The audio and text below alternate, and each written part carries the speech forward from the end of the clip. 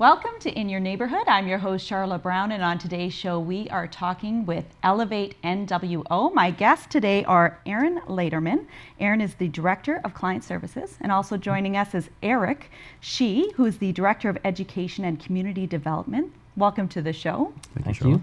So let's tell our viewers what Elevate NWO is. Well, Elevate NWO is a not-for-profit community-based organization providing services for people affected by at risk of or living with HIV and hepatitis C. So that's a nutshell. We were known as AIDS Thunder Bay. We started as the AIDS Committee of Thunder Bay in the 1980s to deal with the AIDS epidemic that was kind of sweeping the world. And so we have our roots, real roots in grassroots support and care and activism. Right. Yeah. And for viewers watching, maybe we'll just talk a little bit about what HIV and hepatitis C are. Yeah, well, HIV, both are viruses. HIV is a virus that affects the immune system. Hepatitis C is a virus that affects the liver. They're different viruses, so it's not like one turns into the other or the other, or vice versa. They're completely different. But they do share some similarities in that they're both blood-borne. So they both can be transferred through blood-to-blood contact. And so that's mainly Hep C is pretty much only through blood-to-blood contact, whereas in HIV you can get it through sex as well.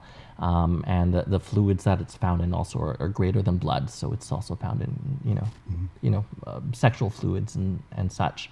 I said that Hep C affects the liver, and HIV affects kind of the whole body. Right. Right, good to definitely talk about that. And I just went to your grand reopening, which was in September. A beautiful, beautiful space. So why was it important to have this kind of a big community event that everybody could come out and see it?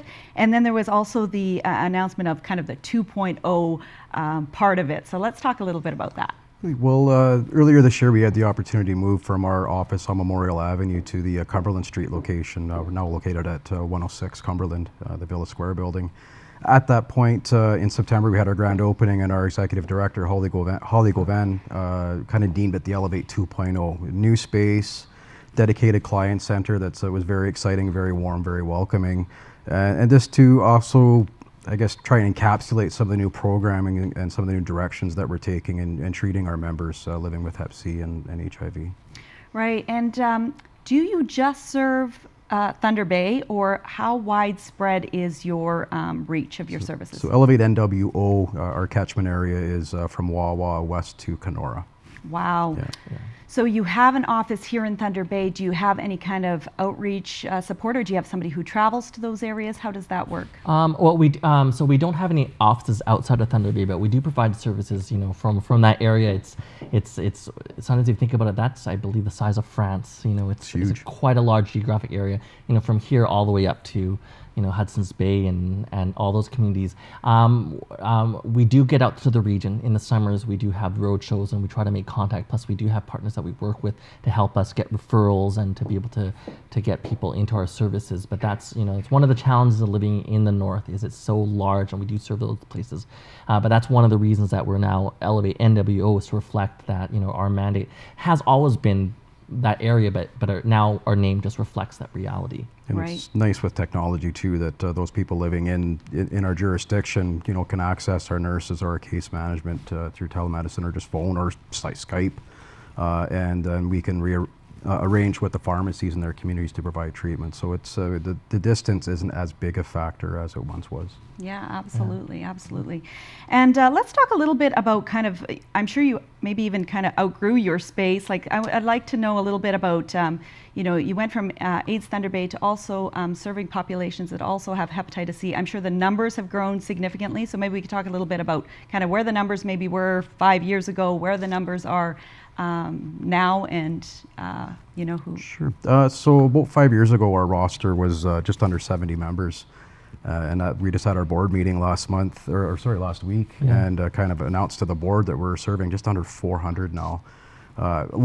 Large part of that reflects the inclusion of the hepatitis C members that we are providing service to, which is a new factor. So But there are, again, some new HIV Yeah, numbers too. it has grown, and so we're we grew as an ASO AIDS service organization to kind of serving Hep C as well. And early on, I think in the history of our organization, they were finding that for a lot of the people that we're seeing, the way that they got HIV was through injection drug use or through drug use, and they were finding that they were seeing a lot of kind of co-infection, people that were living with Hep C as well with HIV, and so because of that, they said these places, these people also need services and stuff like that. And quickly we realized that we needed to provide services, and that's kind of how it grew to what it is today, and it has our numbers have grown significantly since I've been working there.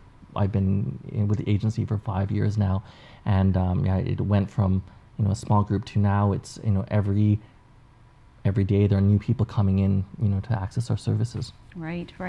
And do you have statistics in terms of how many people are living in the region with HIV or hepatitis C? Well, the most recent numbers I have are just for the Thunder Bay area, and numbers may be as high as 3,000 people living with Hep C and around 300 people living with HIV. Yeah.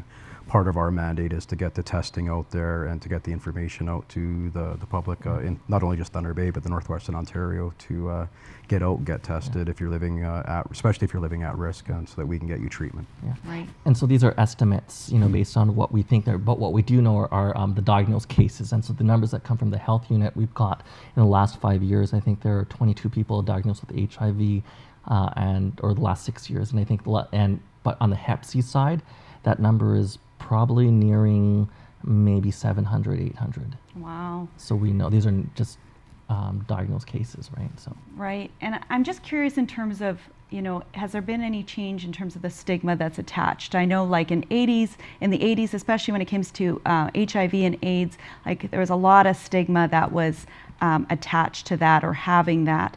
Have we made any progress in terms of that changing? I think it's kind of mixed. I think education is key, letting people know. I think there's a lot of people who know the basic facts and stuff, but we do know that stigma is still a big barrier. It's probably the biggest barrier for people kind of getting the proper care, because stigma of the unknown, because they don't know, keeps them from getting tested, knowing their status, and then therefore also then coming into care. One thing I didn't mention earlier is for both Hep C and HIV, there's still no vaccines for them. And so people don't have the kind of the protections against them. It's not like a vaccine. There are some new technologies and new interventions that maybe we can talk about a little bit later, to keep people safe. But we're finding that stigma still. It's education is still really key in terms of prevention, in terms of getting the message out, and also in terms of letting people who are living with it know that it's okay and that they can get the proper care and live very full lives. Yeah. Important factor there too is we provide service to people living in I hate to say it, like marginalized or at risk populations. So they're already facing a number of hurdles and a number of barriers. So to tack on kind of one more can be overwhelming at times. It's a lot of work has to be done there yet, for sure. Absolutely. Well, we're going to take a quick break, but we're going to be right back with Eric and Aaron to talk more about Elevate and WO.